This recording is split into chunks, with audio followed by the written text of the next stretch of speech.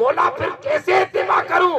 کہ میں نے اپنا محبوب اس زمین پر اتار دیا ہے، میرا محمد میری تصویر بن کے کائنات میں آیا ہے، جس کو اقبال کہتے ہیں محمد سر وحدت ہے، کوئی رمز ان کا کیا جانے، شریعت میں بنتے ہیں حقیقت میں کیا ہے خدا جانے۔ اور اعلیٰ حضرت کہتے ہیں دل سمجھ سے ورا مگر یوں کہوں گنجائے راز وحدت۔ سنیں سمجھیں، اسے اللہ دل میں اتارتے ہوئے عمل کا نیک جذبہ عطا فرمائے۔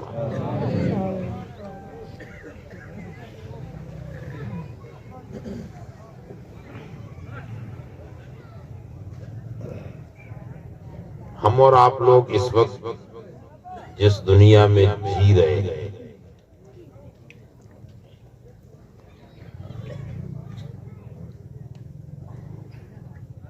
جتنی جس کی زندگی رہی، جس دنیا میں ہم جی رہے، اس حیاتی یہ ظاہری، اس حیاتی میں،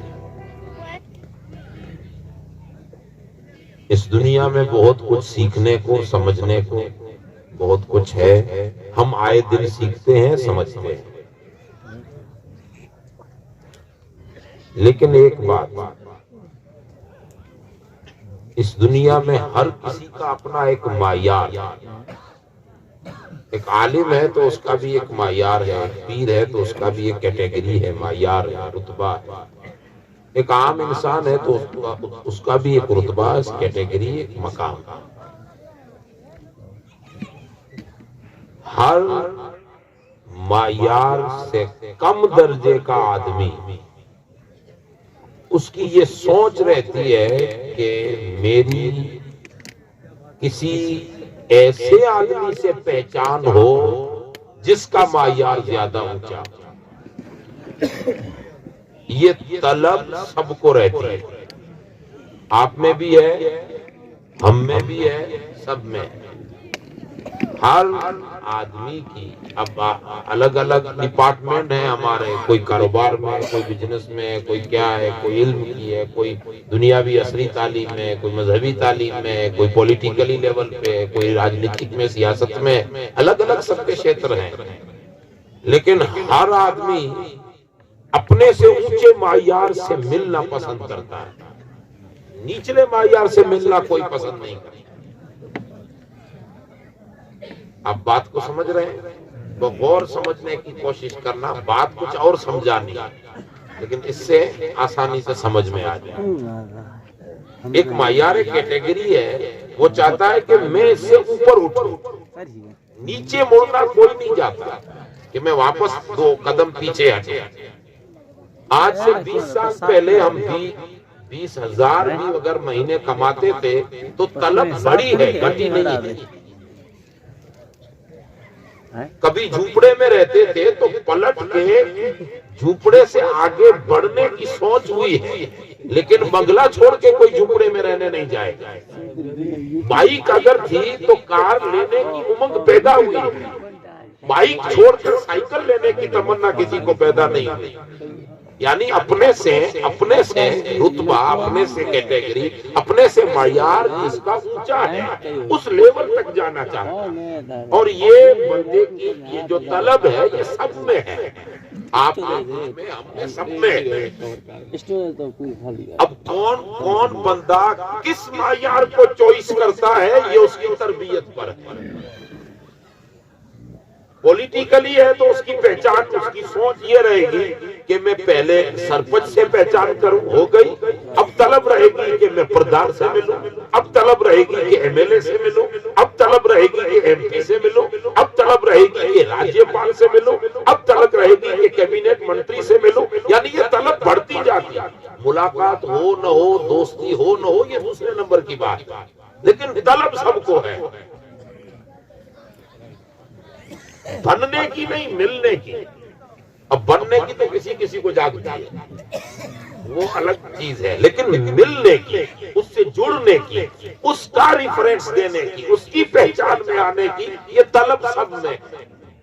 اب کون کس معیار کئی ہے، ایک پولیٹیکلی لیول ہے، ایک ادھیکاری لیول ہے، جو ادھیکاری ہیں، سرکاری ادھیکار جو سرکاری نوکریوں میں ہیں، I P S, I S, collector ہو، اس سے آگے ڈی ایس پی ہو، ڈی جی ہو، راجیہ کا سب سے مکھیا پولیس ادھیکاری، یعنی ہائی کیٹیگری کے، ہائی لیول کی تعلیم، یہ بھی معیار، پیران نظام کا بھی معیار ہے، کس لیول کا پیر ہے، عالموں میں بھی معیار ہے، کوئی مفتی ہے، کوئی عالم ہے، ہر کسی کی اپنی اپنی چوائس رہتی ہے، لیکن بتانا مقصود یہ ہے کہ ہر چھوٹا اپنے سے اوپر معیار سے ملنا پسند کرتا ہے، یہ طے ہے۔ سب کی چوائس اتنی بات سمجھ میں آ گئی؟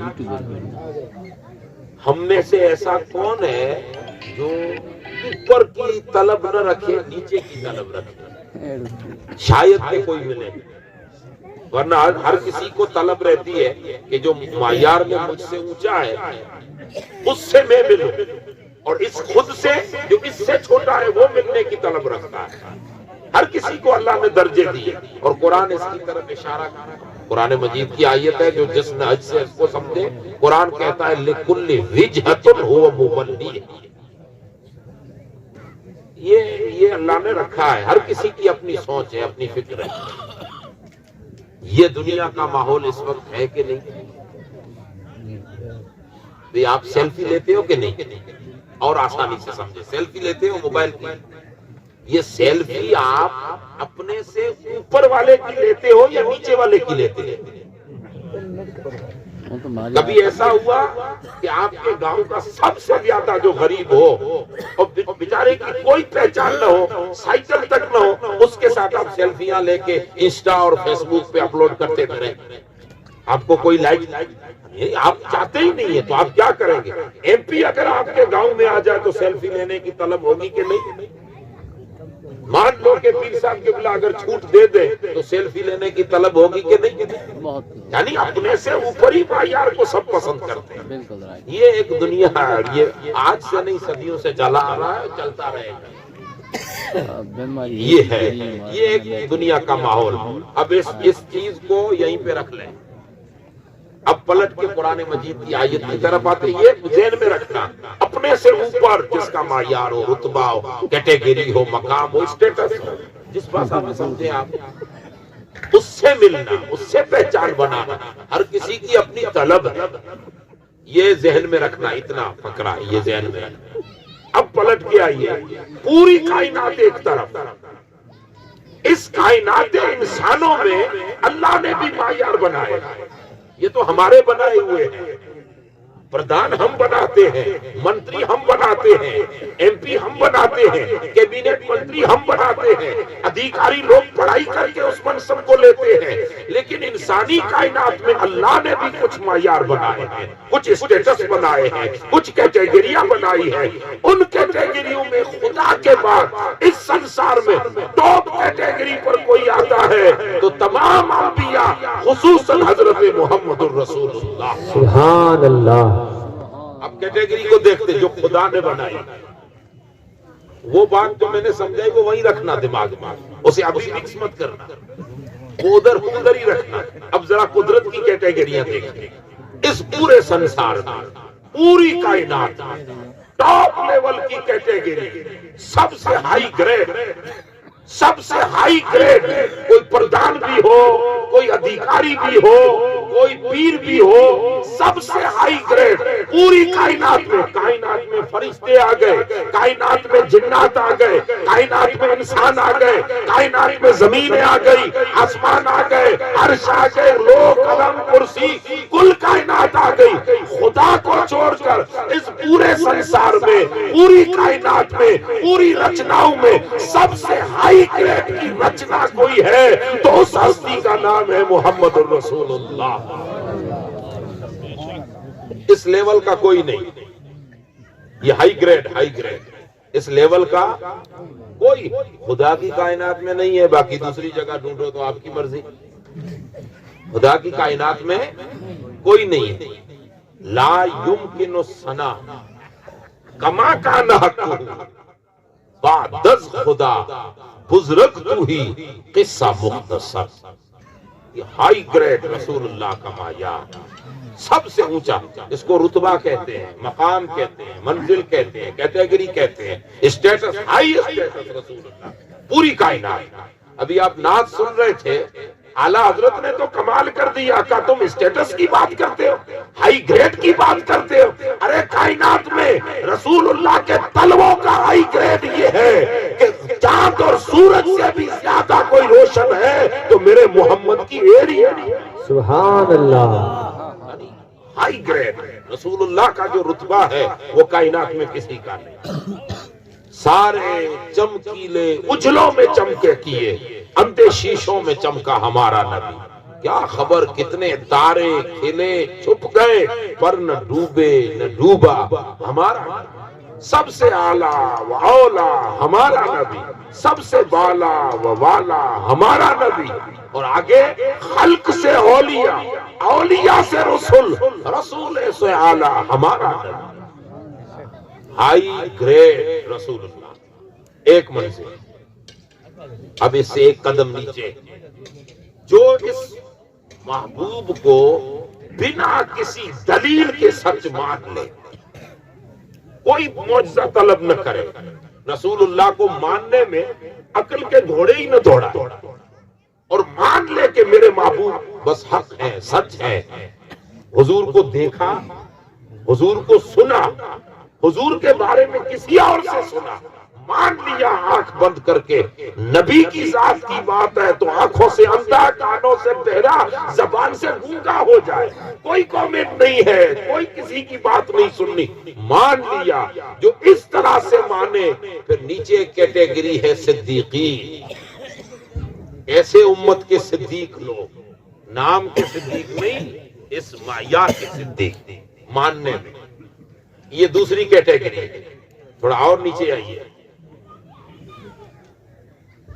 اب اس ہائی گریڈ کی کیٹیگری جو رسول اللہ کی ہے، اسے مان بھی لے لیکن ایک قدم بڑھ کر اس محبوب کے نام پر اپنی جان کو بھی قربان کرنے کے لیے تیار ہو جائے۔ یہ جان قربان، جان ہے ہی اسی کی، قربان اس کے نام پر۔ یہ پھر ایک لیول نیچے آ گیا اس کیٹیگری سے۔ اس میں چونکہ عقل ہے، جان دینے میں تھوڑا عقل کو دخل ہے۔ دیوانہ میدان میں اترنے سے پہلے سوچتا ہے قتل ہوگا، پیچھے فیملی اکیلی ہو جائے گی، بچے یتیم ہو جائیں گے، بیوہ عورت ہو جائے گی، خاندان یہ ہو جائے گا، پھر بھی میدان میں اتر آئے، عقل کو پیچھے رکھ کر میدان میں اتر آئے، اسے کہتے ہیں شہید۔ یہ تیسری کیٹیگری ہے۔ اس سے پہلے نمبر پر رسول اللہ، دوسرے نمبر پر صدیقین، تیسرے نمبر پر شہداء، شہید۔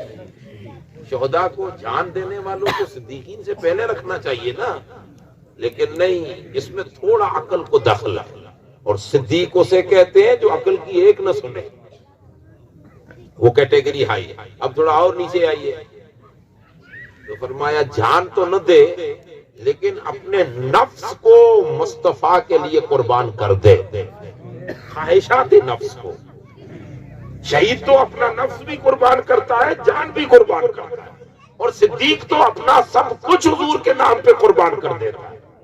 لیکن ایک کیٹیگری اور ہے، اور وہ کیٹیگری ہے کہ وہ اپنے جان تو نہیں دے سکتا، کچھ مجبوریاں ہوں گی، اور عقل کو بھی دخل دیتا ہے، سنتا بھی ہے، پوچھتا بھی ہے، پرکھتا بھی ہے، لیکن اتنا ضرور ہے جب پرکھ لے، پوچھ لے، کنفرم ہو جائے عظمت رسالت، کنفرم ہو جائے تو اب وہ اپنے نفس کی نہیں سنتا، رسول اللہ کی سنتا ہے، اپنی طبیعت کو قربان کر دیتا ہے، اپنی خواہشات کو قربان کر دیتا ہے، اپنی سوچ مٹا دیتا ہے۔ میری طلب، میری خواہش ہے کہ میں 10 بجے اٹھوں، لیکن اسے معلوم ہوا کہ رسول اللہ سے ملنا ہے، حضور نبی اکرم کو خوش کرنا ہے، تو فجر میں اٹھنا پڑے گا۔ تو اپنی نفسانیت کی نہ سنے، اپنی طبیعت کی نہ سنے، اور رسول اللہ کی سن کر اٹھ جائے، نفس کو مارنے والا، اسے کہتے ہیں صالحین، نیک لوگ۔ یہ نچلی کیٹیگری۔ اب نبی ایک ہی بار آیا رسول اللہ، اب کوئی نبی ما کان محمد ابا احد من رجالکم ولکن رسول اللہ وخاتم النبیین، حضور بس آخری نبی تھے۔ اب حضور کی کیٹیگری امت میں قیامت تک رہے گی، یہ قیامت تک مقام حضور کا رہے گا، لیکن اب کوئی دوسرا نبی نہیں آئے گا، تو دوسرا صدیق بھی نہیں آئے گا۔ وہ اسی زمانے کی بات تھی، اب تو کتابیں آ گئی، اب تو ریسرچ آ گئے، اب رسول کو مانو اتنا سب کچھ پڑھنے سننے کے بعد تو کمال کیا ہے؟ آپ نے سن لیا کہ چاند ٹوٹ گیا، سائنس ریسرچ کر چکی کہ چاند پر اشارے ہیں، آپ نے سن لیا کہ پیڑ پودے ہل کے آ گئے، آپ نے سن لیا کہ سورج پلٹ آیا، سائنسی ریسرچ اس پر آ چکے، اب سن کر سمجھ کر سب کچھ غور و خوض کر کے مانو تو یہ کمال نہیں، ماننا تو یہ ہے کہ چاروں طرف سے ایک ہی چیز ہے کہ نہیں ماننا نہیں ماننا، اور دلیلیں اس پر دی جا رہی ہے، پھر بھی کسی کی نہ سنے اور آنکھ بند کر کے کہہ دے کہ میرے محمد نے جو کہا وہ حق کا۔ ایسا صدیق بھی کوئی دوسرا، وہ ابا بکر صدیق ہی تھے۔ دشمن کی منہ سے بھی بات اگر نبی کی سنے تو مانتے تھے کہ کہنے والا تو جھوٹا ہے، لیکن جو کہہ رہا ہے وہ کلام تیرا حق ہے۔ یعنی رسول اللہ کی خبر اگر کسی دوسرے کی زبان سے بھی آئے تو بھی حضور کی بات کو مان لینا۔ یہ ہائی گریڈ کی کیٹیگریاں۔ اب شہید تو کون شہید ہوگا؟ آپ کو لگتا ہے اس دور میں کوئی دین کے لیے شہید ہو؟ وہ بھی ایک زمانے تک تھا کہ اسلام کے لیے سرحدیں وسیع ہو رہی تھی، جنگیں ہو رہی تھی، وہ بھی ایک زمانے تک محدود تھا۔ اب تیسری چیز ہے اپنے نفس کو قربان کرنا، اپنے آپ کو مارنا۔ اپنے آپ کو مارنے سے مراد خواہشات کو ختم کرنا۔ حضور نبی اکرم صلی اللہ علیہ وسلم ایک جنگ سے لوٹے، جنگ سے، تو صحابہ کرام تھک چکے تھے، مدینہ پاک قریب تھا، تو حضور نے فرمایا آرام کر لو، ہم چھوٹی جنگ لڑ کے بڑی جنگ کی طرف جا رہے ہیں۔ تو صحابہ کرام نے کہا یا رسول اللہ اب تو تھک گئے، اتنی بڑی تبوک تو لڑ کے آئے، اس سے بھی بڑی کوئی جنگ ہو گئی۔ حضور نے فرمایا کھلے میدان میں سامنے کھڑے دشمن سے لڑنا آسان ہے، لیکن اندر چھپے اس نفس کی دشمنی سے لڑنا بہت مشکل ہے۔ تو جو نفس کو کچل کر مارے اور آگے نکل جائے وہ بہت بڑا مجاہد ہے۔ یہ جہاد قیامت تک رہے گا، یہ جو جہاد ہے نا یہ قیامت تک رہے گا۔ اب یہ جہاد کرنے والے بھی کچھ نکلیں گے، سب نہیں نکلیں گے۔ ایسے کون جو اپنا نفس مار دیں اللہ رسول کے لیے، خواہشات کو ختم کر دیں، ایسے تو کوئی نکلتے ہیں تب جا کے غوث العظم بنتے ہیں۔ تو غوث العظم کوئی ہوتے ہیں، سب نہیں ہوتے۔ معین الدین کوئی بنتے ہیں، سب نہیں ہوتے۔ آپ کے مرشد کا نام لے رہے تھے برچونی والے، کوئی بنتے ہیں، سب نہیں ہوتے۔ غلام حسین بھی کوئی بنتے ہیں، سب نہیں ہوتے۔ یہ سب کہاں جائیں گے؟ یہ سب تو اللہ پاک نے فرمایا کہ اب اے بندے یہ میرے نزدیک چار کیٹیگریاں ہیں ہائی لیول، انبیاء، صدیقین، شہداء، صالحین۔ میری بارگاہ میں یہ چار کیٹیگریاں۔ اب اگر تجھے قیامت کے دن کچھ بن کے آنا ہے کہ قیامت کے دن تیرا اسٹیٹس ہائی رہے، کچھ بن کے آنا ہے، تو میرے بندے سیدھی سادی بات ہے کہ اس دنیا کی زندگی میں تجھے اگر ان کی سنگت، صحبت یا ان کا اسٹیٹس چاہیے تو تو چاہتا ہے کہ تو تجھ سے بڑے کے ساتھ سیلفی لے، بڑے کے اسٹیٹس کو لے، بڑے کے ساتھ تو اپنی پہچان بنائے، تو کائنات انسانی میں ان سے چاروں جماعتوں سے بڑا کوئی نہیں ہے۔ یہ ساری ڈگریاں دنیا تک محدود ہیں، یہ سارا کچھ دنیا، یہ اسٹیٹس دنیاوی ہے، یہ دنیا کے منصب ہے، لیکن یہ جو چار ڈگریاں ہیں یہ دنیا میں بھی رہیں گے، آخرت میں بھی کام آئے گی۔ تو اگر خود کو جوڑنا ہے تو نچلے لوگوں سے نہ جوڑ جو فنا ہو جائے، ان سے جوڑ جن کی بقا یہاں بھی ہے، قیامت کے دن بھی ہے۔ اب ہائی گریڈ کے یہ چار جماعتیں ہیں۔ اب آپ کو اگر جڑنا ہے تو کس سے جڑو گے؟ یہ ہائی گریڈ تو یہ ہے، آپ نیچے جاؤ گے لو میں یا ہائی میں جاؤ گے؟ آپ تو چاہتے ہو نا ہائی میں جانا ہے، تو بھائی وہ ہے جو ہمیشہ رہے. ہمیشہ رہنے کی معنی ہے جس کا اسٹیٹس سلامت رہے. ابھی آپ کو معلوم ہی ہے کہ اگلے 5 سال میں یہ مکھ منتری ہارنے والے ہیں. آپ سیلفی لو گے, آپ اس کے ساتھ پہچان بنا کے کیا کرو گے؟ وہ تو اگلے 5 سال میں اڑنے والا ہے. تو آپ یہ سورس سے پیدا کرو گے کہ نئے مکھ منتری کون بن رہا ہے, اس سے پہچان بناؤ. کیونکہ 5 سال وہ مجھے کام آنے والا ہے, تو اس سے میری پہچان بنے. قرآن فرماتا ہے بندے اس دنیاوی مختصر زندگی میں 60 کی ہو, 70 کی ہو, 50 کی ہو, 100 کی ہو, 20 کی ہو, 40 کی ہو, 100 سے اوپر ہو, اس مختصر زندگی میں یہ فانی منصبوں کی پہچان بنانا چھوڑ. پہچان بنانی ہے تو اپنے آپ کو کسی صالح کے قریب کر, ہائی گریڈ کے قریب کر, وہ کسی نیک بندے کے قریب کر. اپنی پہچان کسی بڑی جماعت سے بنا, اور وہ بڑی جماعتیں 4 ہی ہیں اللہ کی بارگاہ. قرآن فرماتا ہے کہ اگر تو تمنا رکھے سچی کہ میں نبیوں کے ساتھ اٹھوں, تمنا رکھے کہ میں اپنی پہچان ان سے بناؤں, تو قرآن کہتا ہے والذین یتبعون اللہ ورسولہ اولئک مع الذین انعم اللہ علیہم من النبیین والصدیقین والشہداء والصالحین. جو اس حیاتی میں اللہ اور اس کے رسول کی اتباع کرے, اللہ اسے قبر میں اور قیامت کے دن ان 4 جماعتوں میں سے کسی ایک جماعت کے ساتھ اس کا حشر فرمائے گا. یہ جو 4 جماعتیں بیان کی میں نے, ان میں سے کسی ایک کے ساتھ رہے گا. اب بارگاہ خداوندی میں آپ کو روڈ پر جا رہے تھے اور پولیس نے پکڑ لیا, لیکن آپ کے ساتھ پکڑنے والا ایس پی ہے کسی علاقے کا, لیکن آپ جس کی گاڑی میں بیٹھے ہو وہ آئی جی ہے پورے راجیہ کا, تو آپ کو پولیس کچھ کر سکے گی؟ کیونکہ آپ سے ہائی گریڈ, آپ اس کے ساتھ جڑے ہو. اللہ فرماتا ہے قیامت کے دن میں جب حساب لوں گا اور تو جب آئے گا, تیرا حشر ان جماعتوں میں سے کسی سے ہوگا جو میری بارگاہ میں سب سے ٹاپ گریڈ کے ہیں. جب ان کے ساتھ اٹھے گا تو سمجھ لے تیری دنیا پہلے ہی آباد تھی, تیری آخرت بھی آباد تھی. اللہ تبارک و تعالیٰ نے اب ان کی اتباع, اللہ اور اس کے رسول کی اتباع, یہ شرط رکھی ہے ان کے ساتھ ہونے کے لیے. کچھ پہچان ہوتی ہے نا, ان کے ساتھ ہونے کے لیے اللہ اور اس کے رسول کی اتباع. اچھا, اتباع کسے کہتے ہیں؟ دیکھیے, ایک چیز ہے محبت, کیا ہے, اور دوسری چیز ہے اتباع. اتباع کہتے ہیں پیروی, کسی جیسا بننے کی ٹرائی کرنا.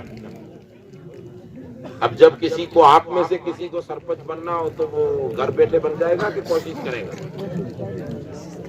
سب کچھ سیکھ ساکھ کے, کچھ اس کے قاعدے نیم سب دیکھے گا, کچھ ہے نا, محنت کرنی پڑے گی, اور محنت کرے گا تبھی جا کے ہو سکتا ہے بنے. کنفرم نہیں ہے, لیکن جیسی اس کی محنت ویسا اس کا پھل. اب محنت خوب کرے گا تو ہو سکتا ہے بن جائے. اب جیسے جیسے آپ کو اگر اللہ اور اس کے رسول کی اتباع کرنی ہے, قیامت میں ان کی سنگت میں رہنا ہے, تو اللہ کہتا ہے یہ تیری زندگی ہے, اس میں کوشش کر.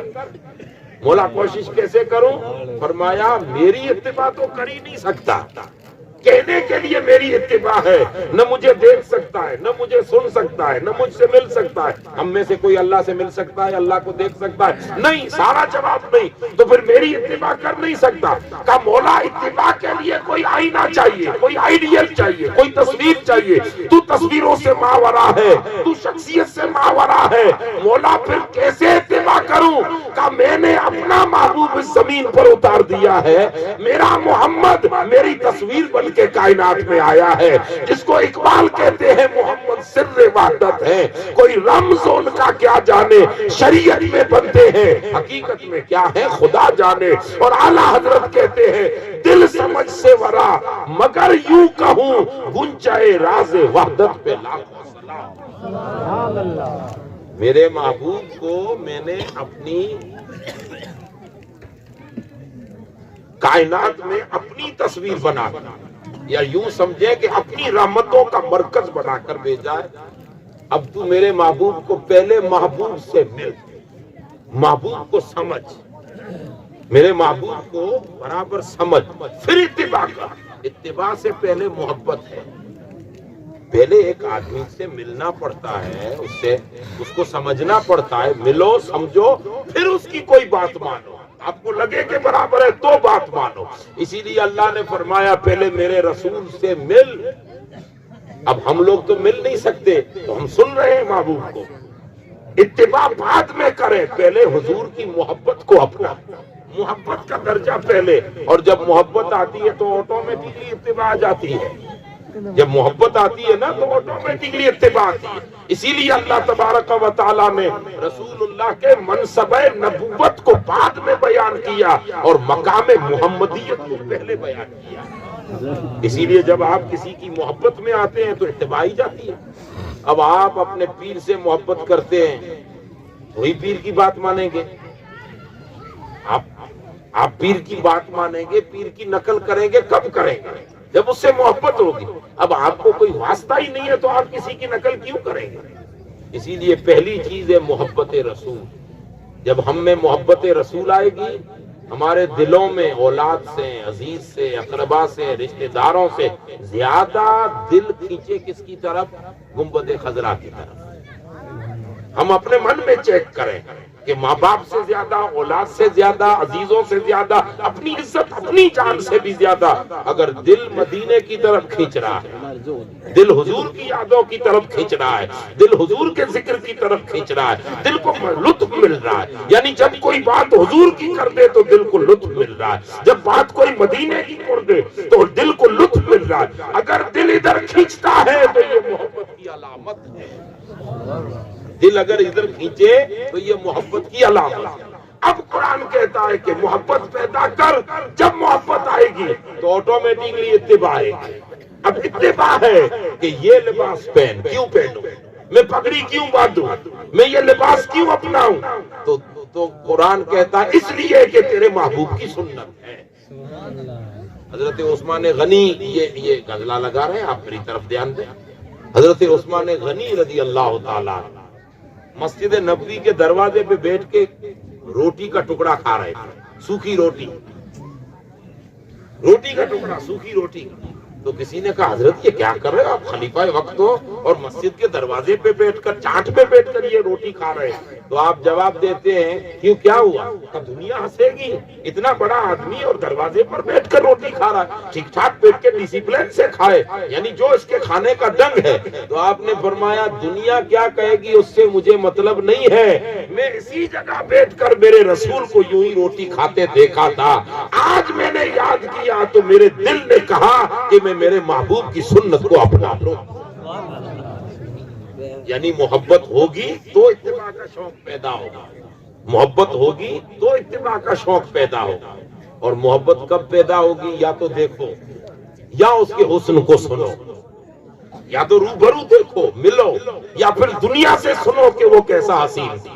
کسی سے محبت کب ہوتی ہے؟ جب اس کی زلفوں کی بات ہوتی ہے, چہرے کی بات ہوتی ہے, اس کے حسن کی بات ہوتی ہے, اس کے جمال کی بات ہوتی ہے. ایسے آدمی سے اپنا واسطہ بنائے کہ جو کچھ ہو. اور قرآن مجید نے اسی کی طرف اشارہ کیا کہ آپ لوگ یہ 4 کیٹیگریاں جو ہیں نا ان کے ساتھ جڑیے, اور وہ ہے اتباع. محبت پہلا درجہ ہے کسی کی اتباع کرنے کے لیے, محبت پہلا درجہ. آپ اگر کسی کے بارے میں جانتے نہیں, کسی کے بارے میں سنا نہیں, یا تو آپ ملو, ملنے سے محبت پیدا ہوتی.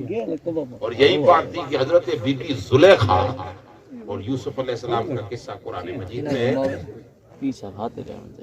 بی بی زلیخا حضرت یوسف علیہ السلام سے جب آپ کا محبت کا واسطہ ہوا تو مصر کی دوسری عورتوں نے حضرت زلیخا کو تانا دیا. اور تانا یہ تھا کہ زلیخا تو, ایک تو عمر کا ڈیفرنس تھا, اور دوسرا تو اتنی بڑے گھرانے کی ہو کر, یوسف علیہ السلام ایک مارکیٹ میں بکری ہوئے ہیں. اس زمانے میں غلاموں کو بکری کرنے کا رواج تھا, تو اس پر عاشق ہو گئی, اس کی محبت بنا لی. ایسا کیا ہے یوسف میں؟ یہ مصر کی عورتوں نے تانا دیا. تو حضرت بی بی زلیخا نے اپنے عقل سے انہیں سمجھایا, لیکن جب دیکھا کہ اب میری سمجھ ان کی سمجھ میں نہیں آ رہی, جو سمجھا رہی ہوں وہ انہیں سمجھ میں نہیں آ رہا, تو ایک دن حضرت یوسف کے پاس گئی کا یوسف جو کچھ میں نے کیا وہ اپنا ایک الگ ہے، لیکن اس وقت مصر کی عورتیں مجھے تانا دے رہی ہے کہ یوسف میں ہے کیا. تو ایک کام کر، خالی اتنا کہ آج بن سن کے تیار ہو کے سنور کے جیسے دولہا سجتا ہے، تھوڑا سج دھج کے میرے محل میں خالی ایک بار آنا ہے. ایک دروازے سے آنا ہے، دوسرے دروازے سے نکل جانا، کھڑا 1 منٹ نہیں ہونا، خالی ایک بار آ جانا. نبی رحم دل ہوتے ہیں. حضرت یوسف علیہ السلام نے کہا ٹھیک ہے، ایک پل کے لیے تو آنا جانا رہے گا، جاتے ہیں محل سے گزر جاتے ہیں.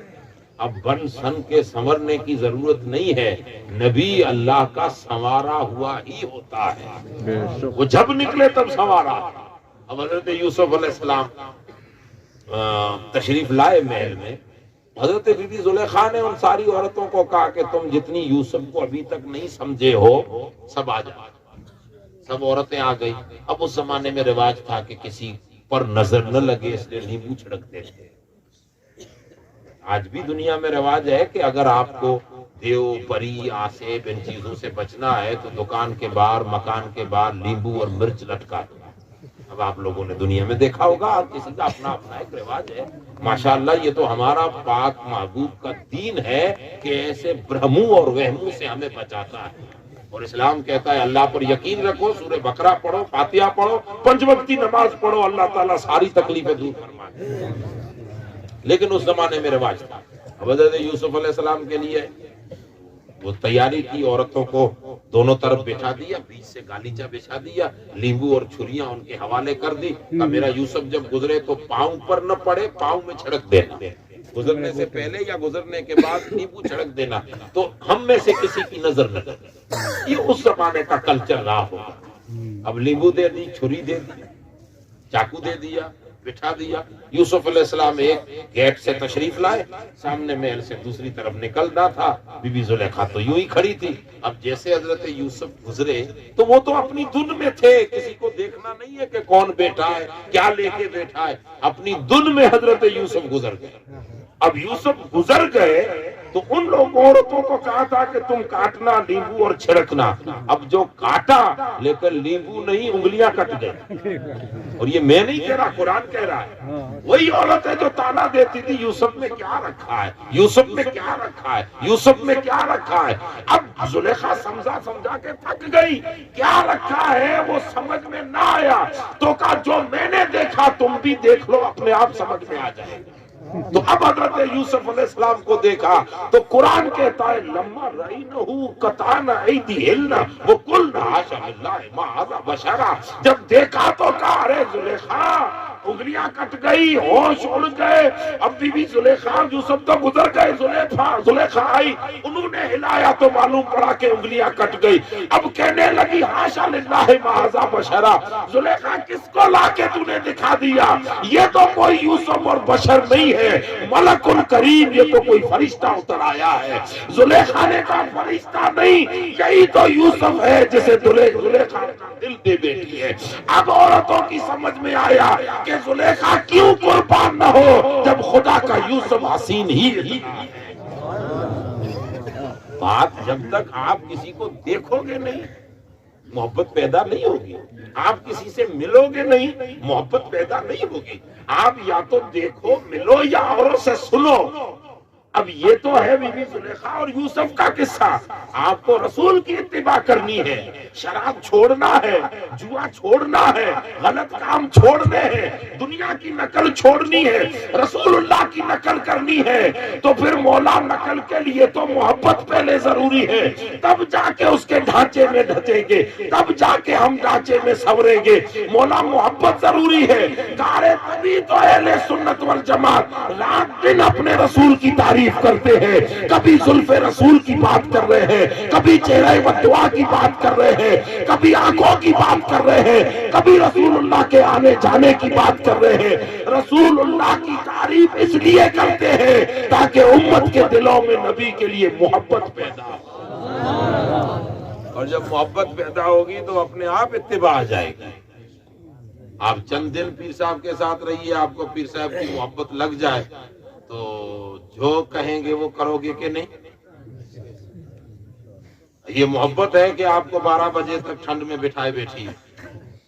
محبت ہے تبھی تو بیٹھے ہو نا. آپ کو کوئی محبت ہی نہ ہو, کوئی مطلب ہی نہ ہو, کون آئے آپ یہ سمجھتے ہو ہم مولوی یہ سمجھتے ہیں کہ آپ ہمیں سننے کے لیے بیٹھے ہو. نہیں, اگر پیر صاحب وہی گھر سے کہیں کہ میں جلسے میں نہیں آ رہا تو آپ میں سے کوئی بھی نہیں بچے. کون 12 بجے تک بیٹھے گا؟ لیکن ایک نام تھا, آپ کو محبت ہوئی کہ چلو باپسی سے ملتے ہیں, چلو ملتے ہیں, چلو ملاقات ہو نہ ہو چہرے کا دیدار تو ہو جائے گا. یہ محبت کھینچ کے لائیے تبھی تو بیٹھے ہو. یہ محبت اگر زندگی میں اتر جائے تو نقل اپنے آپ آ جائے گی, اتباع اپنے آپ آ جائے گی. قرآن نے کہا ہے میرے محبوب کی اتباع کر, لیکن الذین سب سے پہلے, اتباع سے پہلے, والذین وہ لوگ جو میرے محبوب کی اتباع سے پہلے محبوب سے محبت کرتے ہیں. والذین یؤمنون بہ وعزروہ ونصروہ واتبعوا النور الذی انزل معہ, جو میرے رسول سے محبت پیدا کریں. نماز بعد میں اتری ہے. ابو بکر نے 40 سال میں اعلان نبوت کیا. حضور نبی اکرم نے 40 سال میں اعلان نبوت کیا. نبی کب بنے تھے یہ میں اور آپ طے کرنے والے کون؟ حضور نبی کب بنے تھے یہ میں نکی کروں گا کہ آپ کرو گے؟ نہیں, یہ تو اللہ جانے, اس کا رسول جانے. ہم تو اتنا کہتے ہیں کہ یہ سارے نبی بھی ان کو نبوت ملی ہے محمد مصطفیٰ کی نبوت کی برکت سے. اب حضور علیہ السلام نے اعلان نبوت کیا کتنی عمر میں؟ 40 سال. کلمہ پڑھ رہے ہیں. نماز کب آئی اسلام میں؟ تھوڑی دیر دماغ سے سوچئے. نماز آئی ہے 53 سال سے پہلے 1 سال, 52 سال, 51.5 سال, 10 سال بعد. کتنے سال بعد؟ نماز اہم عبادت ہے نا, نماز تو اہم عبادت ہے نا دین کا. رسول اللہ نے اعلان نبوت کیا 40 سال کی عمر میں, 10 سال کے بعد نماز فرض ہوئی. تو یہ نہ روزہ اس کے بعد, حج اس کے بعد, زکات اس کے بعد, احکام سارے اس کے بعد, کیسے کھانا, کیسے پینا, کیسے گھومنا, کیسے چلنا, کیسے کپڑے پہنا, پورا سسٹم اسلام کا بعد میں. تو یہ 10 سال ابو بکر نے کیا کیا؟ 10 سال میں جو کلمہ پڑھ کے مسلمان ہو رہے ہیں, ان کا وظیفہ کیا ہے, ان کا کام کیا؟ نماز تو ہے ہی نہیں, روزہ تو ہے ہی نہیں, زکات تو ہے ہی نہیں. تو پھر انہوں نے 10 سال میں کیا کیا؟ تو آپ جب تاریخ اٹھاؤ گے تو جواب یہی ملے گا, 10 سالوں میں کچھ نہیں کیا. محمد مصطفیٰ کے چہرے کی زیارت نہیں کی. بس آتے جاتے حضور سے ملنا ہے, آتے جاتے رسول اللہ سے ملنا ہے. کام ہو گیا حضور کے پاس جانا. کیا سیکھنے جا رہے ہو, کیا کرنے جا رہے ہو؟ بس یہی محبت تھی جو انہیں گھما رہی تھی حضور کے ارد گرد. حضور ان کے قبلہ تھے. نماز کا قبلہ مکے میں تھا اور ان کے دلوں کا قبلہ محمد مصطفیٰ کی ذات تھی. وہ گھومتے رہتے تھے ارد گرد, مثل پروانہ گھومتے رہتے تھے اور دنیا کو میسج دے رہے تھے کہ قیامت تک کلمے پر کلمہ پڑھنے والوں, اگر تم بھی کچھ بننا چاہتے ہو تو پہلے محبت کا مزہ چکھ لو. اور جب محبت سینوں میں آتی ہے تو اتباع اپنے آپ آ جاتی ہے. اسی لیے اللہ تبارک و تعالیٰ نے فرمایا کہ جو میرے محبوب سے محبت کرے پھر اتباع کرے. خالی محبت بھی نہیں, اتباع, پیروی. جو رسول اللہ کے دین ہمارے پاس دین آ گیا. اب حضور کے دین نے کہہ دیا وہ ہم کریں گے, جو دین نے منع کر دیا کٹ جائیں گے لیکن کبھی نہیں کریں گے. وہ حضور کے لیے چھوڑیں. ہم شراب کیوں چھوڑیں؟ حضور کے لیے. ہم جوا کھیلنا کیوں چھوڑیں؟ حضور کے لیے. ہم آپس میں لڑنا کیوں چھوڑیں؟ حضور کے لیے. ہم ایک دوسرے کو معاف کریں, اپنے بھائیوں کو معاف کریں. کیوں معاف کریں؟ حضور کے لیے.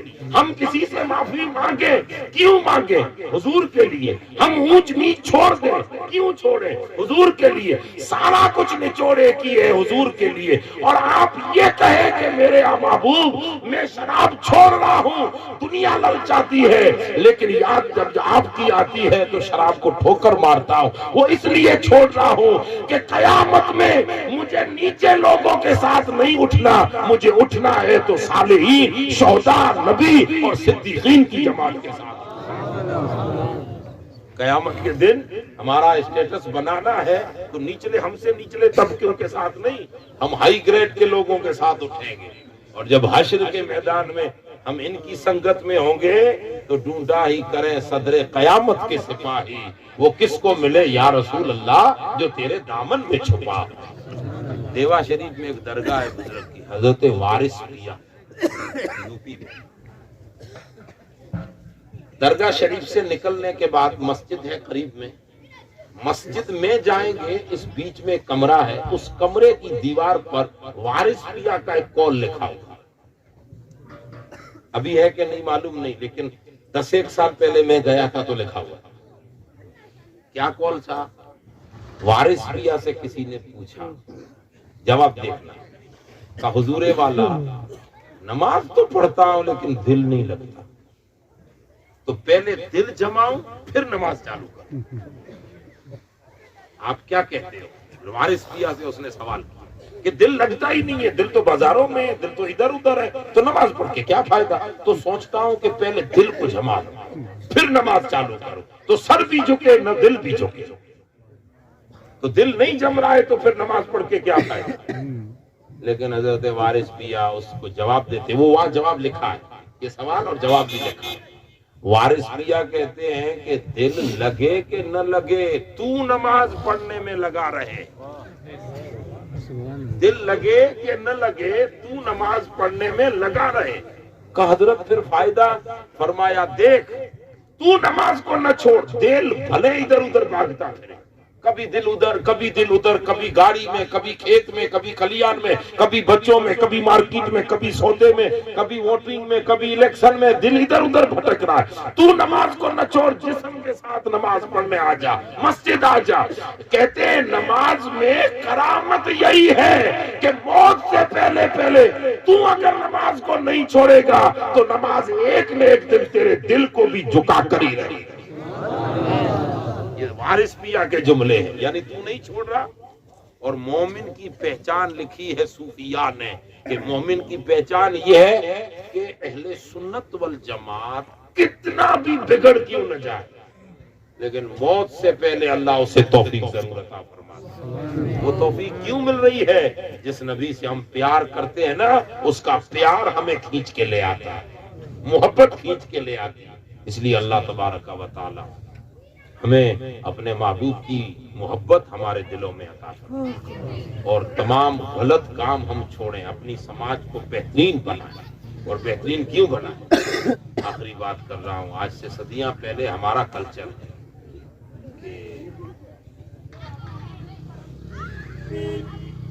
ویسے ایک واقعہ دو طرح کے بزرگوں سے وارد ہے۔ فاروق اعظم کی فوج کے لیے بھی ایسا آیا ہے اور محمد بن قاسم کی فوج کے لیے بھی ایسا ہے۔ فاتح ہندوستان، جس نے ہند کو سب سے پہلے فتح کیا، اس سے پہلے مولا علی المرتضیٰ کے لشکر آ چکے تھے، یہ ایک ہسٹری اور جغرافی کی بات ہے، لیکن محمد بن قاسم ہندوستان میں آئے 17 سال کا کڑیل جوان، 18ویں سال میں انٹری ہو چکا تھا، اب 18 سال کا جوان خوبصورت خوبرو فوج لے کر ہند میں آیا، کراچی، اس کا پرانا نام ہے دبئی۔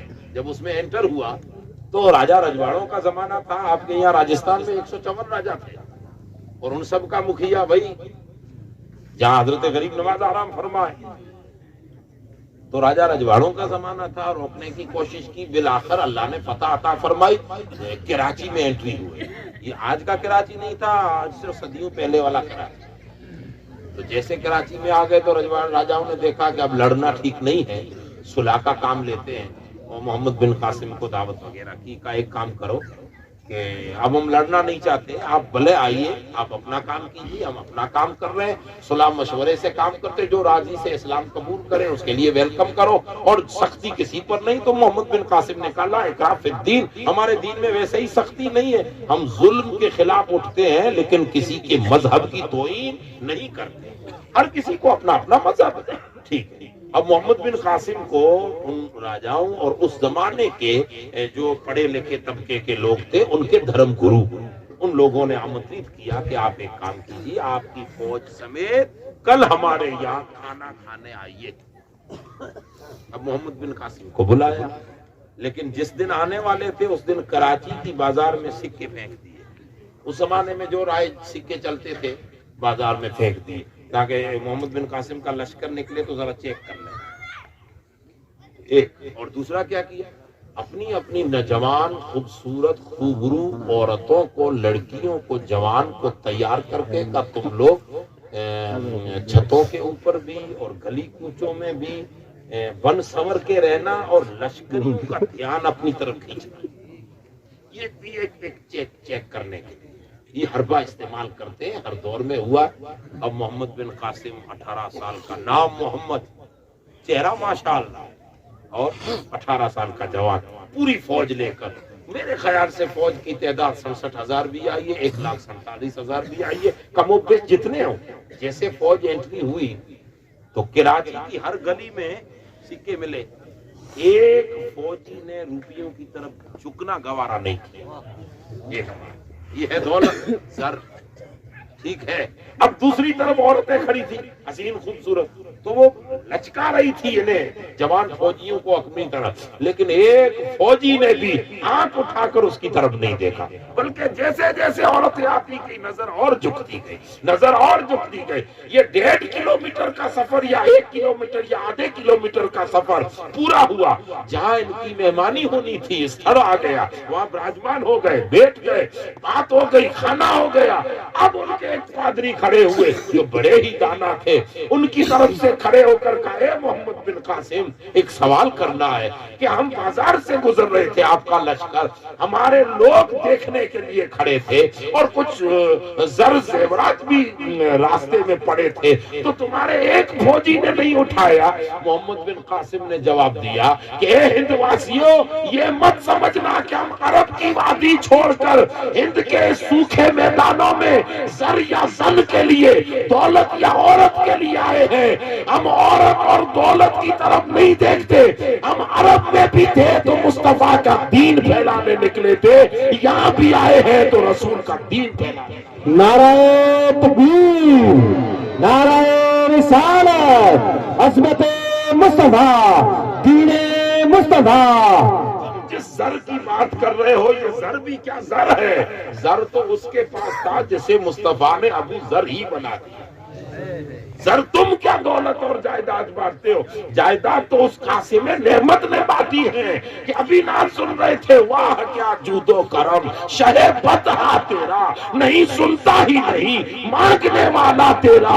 یا رسول اللہ، میں تو مالک ہی کہوں گا کہ وہ ہے مالک کے حبیب، یعنی محبوب و محب، نہیں میرا تیرا۔ واہ واہ، سبحان اللہ۔ دولت کی بات کر رہے ہو، وہ تو وہ دولت دی کہ سلمان الفارسی کو 1 سون کا ٹکڑا دیتے تو صدیاں گزر جائے، نسلوں میں سون آتا رہے۔ تم کس دولت کی بات کر رہے ہو؟ ہم محمد کے غلامان محمد ہیں جو دولت کے پیچھے نہیں دوڑتے۔ تو کہا حسین عورتوں کی طرف تھوڑا تو دیکھ لیں۔ محمد بن قاسم نے کہا یہ تمہارا حسن ہے بھی کیا؟ ہم نے اس حسین کے ذکر سنے ہیں کہ جس کے حسن کے چرچے فرشتے آسمانوں میں کیا کرتے ہیں۔ تمہارا حسن کیا ہے؟ تمہاری خواتین حسین کیا ہے؟ ارے تم تو چہرے کے حسن کی بات کرتے ہو، ہم تو تلوائے یار کے حسن کی بات کرتے ہیں۔ بچا جو ان کے تلووں کا دوور، بنا وہ جنت کا رنگ و روغن، دھولا کی پائی جنون اترن، وہ پھول گلزارے نور کے تھے، وہی تو اب تک چھلک رہا ہے، وہی تو جوبن ٹپک رہا ہے، نہانے میں جو گرا تھا پانی کٹورے تاروں نے بھر لی۔ واہ واہ، سبحان اللہ۔ کون سے حسن کی بات کر رہے ہو؟ تم تو چہرے کے حسن کی بات کرتے ہو، ہم تو اس نبی کے غلام ہیں جن کے تلووں کا چمک اور تلووں کا حسن یہ ہے کہ ماہ و مار بھی جس کے تلووں کا بوسہ لے، وہ حسن میرے مصطفیٰ کے تلووں کا ہے۔ اور رہی چہرے کی بات تو کہنے پر دنیا مجبور ہو جاتی ہے کہ وہ کمال حسن حضور ہے کہ غمان نقص جہاں نہیں، یہی پھول خار سے دور ہے، یہی شمع ہے کہ دعا نہیں، سرور کہوں کہ مالک ہو، مولا کہوں تجھے، باغ خلیل کا گل زیبا کہوں تجھے، اللہ رے تیرے جسم منور کی تابش ہے، حیرا ہوں میرے شاہ میں کیا کیا کہوں تجھے، یا صاحب الجمال و یا سید البشر من وجہک المنیر لقد نور القمر لا يمکن الثنا کما کان حقہ بعد از خدا بزرگ تو ہی قصہ۔ واہ واہ، سبحان اللہ۔ کون سے حسن کی بات کر رہے ہیں؟ نہ ہم دولت کے لیے آئے ہیں، نہ ہم عورت کے لیے آئے ہیں، نہ ہم شہرت کے لیے آئے ہیں، ہم آئے ہیں تم ہند واسیوں کو نبی کی ذات دکھانے کے لیے۔ کہ محمد کیا ہے اور محمد کا دین کیا ہے۔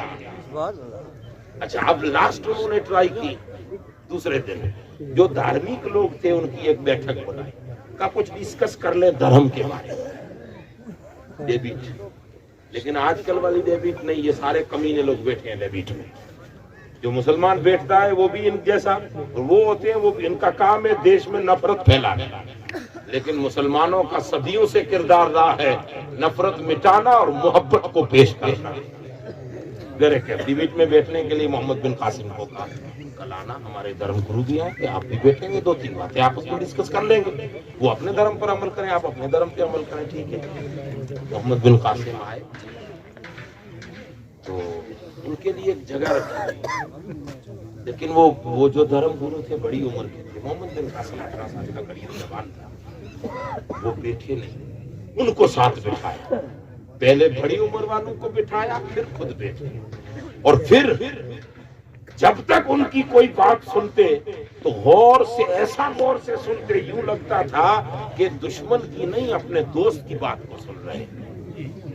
تو ان پادریوں نے پوچھا کہ یہ کیا فلسفہ ہے، سمجھ میں نہیں آیا، تو فرمایا یہ میرا نہیں میرے رسول کا فلسفہ ہے کہ بڑوں کی عزت کرو کسی بھی دھرم کے، میں رسول کی اس بات پہ عمل کر رہا ہوں، مجھے محبت میرے رسول سے ہے، اس بات پہ عمل کر رہا ہوں، میں دھرم دیکھ کر عزت نہیں کر رہا، میرے نبی کا جملہ دیکھ کر عزت کر رہا ہوں کہ بڑوں کی عزت کیا کرو۔ اور جب کسی کی بات سنو تو ایسے غور سے سنو جس میں اپنائیت نظر آئے۔ یہ بھی میرے محبوب کی سنت ہے کہ صحابہ کہتے ہیں حضور کے کان میں جو بات کہی جاتی حضور ایسا دھیان سے سنتے، سنانے والا سمجھتا کہ حضور مجھے پہلے سے ہی جانتے ہیں، میں تو اپنے رسول کی بات رکھنے کے لیے اور دین پیش کرنے آیا ہوں۔ ان پادریوں نے آگے سوال نہیں کیا، ہسٹری ہے کراچی کی، اٹھ کے کہا رے محمد، جب عرب کے ایک عام محمد کا کردار یہ ہے تو عرب کے محمد عربی کا کردار کیا رہا؟ اسی لیے ہم لوگ مسلمان ہیں، ہم اپنے کردار میں، اپنے اخلاق میں، اپنے ماحول میں ایسے پیش کریں، ایسے ماحول بنائیں نفرتوں کو دور کر کے۔ ہمارا حال تو یہ ہے کہ میاں ہم دوسروں سے کیا محبت سے بات کریں، ہم تو اپنوں سے بھی منہ پھیر کے بیٹھے ہیں، ہم تو آپس میں ایک ایک جگہ سے ٹوٹ چکے ہیں۔ اسی لیے اللہ ہمیں توفیق عطا فرمائے کہ اپنے رسول کی ذات کو آگے رکھ کر ہم رسول کو خود کو پہچانے، رسول کے دین کو پہچانے، اور جب دنیا میں ہم محبت رسول کے ساتھ اتباع کریں گے تو قیامت میں آپ اور ہم نہیں، اللہ کے فرشتے ان کے ساتھ سیلفیاں لیں گے جن کو اللہ نے ہائی گریڈ رکھا ہے، نبی، صدیقین، شہداء اور صالحین۔ اللہ تعالیٰ ہم تمام لوگوں کو دین و مذہب پہ عمل کرنے کی توفیق عطا فرمائے۔ وما علینا۔